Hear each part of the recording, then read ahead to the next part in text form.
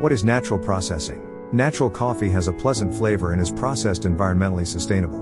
Without adequate control, they're prone to fermentation and rotting, putting farmers at risk. Some farmers in Daklok have moved to this primary processing method. They've learned its merits and limitations and how to ensure quality control at each level. What is natural processing method, and how does it work? Coffee isn't a bean at all. It's a seed, after all. And ripe cherries have numerous layers, with 2 sources hidden inside. Unless it's a cult berry, there's only one. During coffee processing, these layers are removed, and the beans are dry and ready to roast. Coffee can be processed in a variety of ways: natural, dry, wet, washed, honey. However, cleansed and natural is the most popular, followed by the honey processing. The simplest natural processing method is to leave the beans on the patio or rig to dry and wait for them to dry. After removing the dried cherry skins with a peeler, the green coffee is ready for grating and roasting. Preparation and washing do not require any water, unlike all other procedures.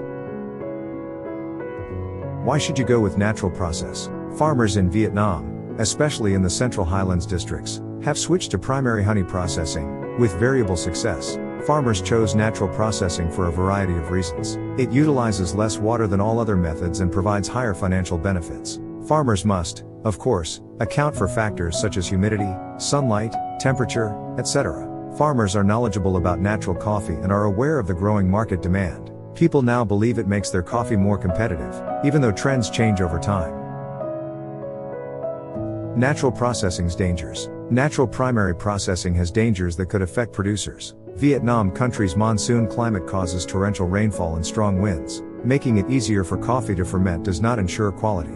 Rain during harvest could affect any coffee farmer. The ripe coffee cherries may linger on the fallen branches initially, or the dried fruit may ferment due to this. Natural processing requires sun to dry. These coffees are moist. When there are only a few kilograms of coffee in the drying yard, preserving it from surprise showers is straightforward. But it is more complicated when the weight is several hundred kilograms or several tons. You must plan ahead of time before making a dry. Naturally processed coffee is riskier for growers who can't meet quality standards than washed or honey-treated coffee. Coffee that has been naturally processed is subjected to quality control. Harvest. Only red coffee cherries should be picked. As coffee ripens, sugar develops, enhancing flavor. Farmers must know how cherries change. They could count the drops of mucus from squeezing a cherry. Higher mucilage levels result in better tasting coffee, accounting for 20% of the difference in tasting scores, according to one study. More than 3 mucus drops is good. The farmer weighs the cherries in a 1-liter bucket after picking them. The yield notes are kept in the profile, and the results are divided by variety. Rigging for drying.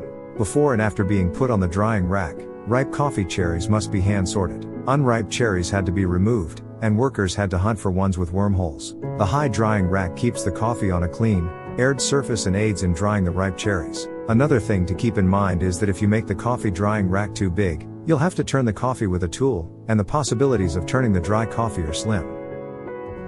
Stage of drying. The first 3 days of ripe fruit exposure are sunny and wonderful.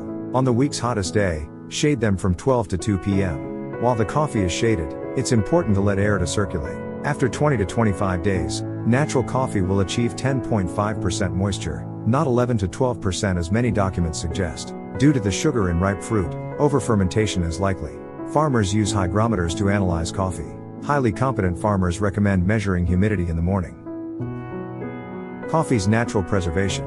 When storing coffee cherries, a plastic bag with a sack keeps insects out. They're stored in a warehouse away from sunlight. Coffee bags are stacked on raised pallets. Humidity, 60 to 65%, and temperature, 19 to 25 oC, are monitored. The coffee will be export ready in 3 months. For the time being, it will remain stable. If coffee's moisture level climbs above 10.5%, it risks over-fermenting. Farmers must collect and inspect weekly samples. Natural coffee is easy to make. Without time and attention, coffee won't taste great.